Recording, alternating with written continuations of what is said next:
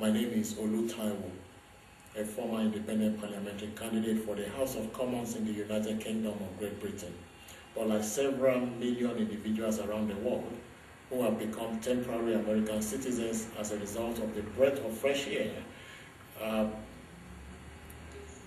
brought into the American politics via the participation and election of Barack Obama as president, I have decided to contribute to the current stormy debate about who or who should not have access to medical and healthcare in the United States of America. I may not have enough knowledge or understanding of American politics, but I know so much about the 47 million or thereabout Americans who are currently deprived of any access to health care whatsoever. This is scandalous, and if President Obama's current proposed health care reforms, which are meant to provide accessible health care to millions of Americans, are allowed to be scuttled by few selfish and self-centered capitalists who presently decide who or who does not get health care, your country will be the worse for it.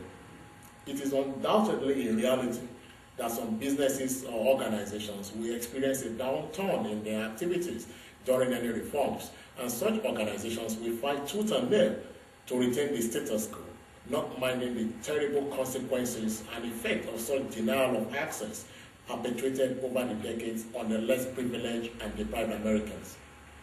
Dear Americans, it is your right to fight for your right, and access to health care is your right. You have already demonstrated the need to break away from the old business-as-usual attitude by electing Barack Obama as your president.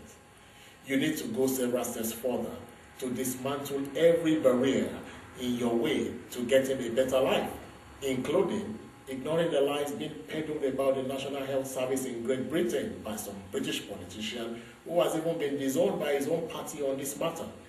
The National Health Service, with its loads of imperfections, remains the best thing that has happened to Britain. And for any politician to attempt to rubbish an almost 6 decades of accessible healthcare provision, disregarding the enormous services rendered by tireless workers, is unforgivable. And I can assure you that British people are not going to forget such irresponsible misrepresentation, callous backstabbing, and thoughtless ranting come May 2010 general elections.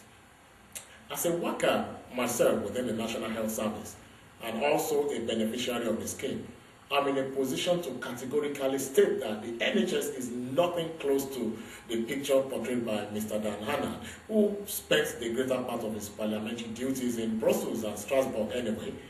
It is doubtful if any of Mr. Hannan's constituents will agree with his despicable description of the NHS, and I believe this may be the appropriate time to introduce a legislation that will give constituents the power to recall their elected representatives if they ever derail from the reality, as Mr. Hannan has done.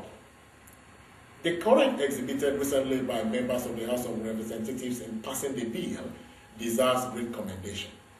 I therefore appeal to all Americans, especially members of the Senate, to rally behind the reform that will preserve millions of lives and further positively shape the future of the American nation. I am not a spokesperson for any political party, organization, or government. I am only supporting an idea that is reasonable, achievable, and obviously necessary, the same way I and several million others around the world supported the change that brought Barack Obama to the Oval Office, bringing change to your country and the world at large. Dear American people, we cannot allow that change to be shortchanged by a privileged few, rather protect their investments than see lives being saved. You will have to choose between affordable health and avoidable death, and posterity will judge your decision. We can make the healthcare reform work. Yes, we can. May God bless you all.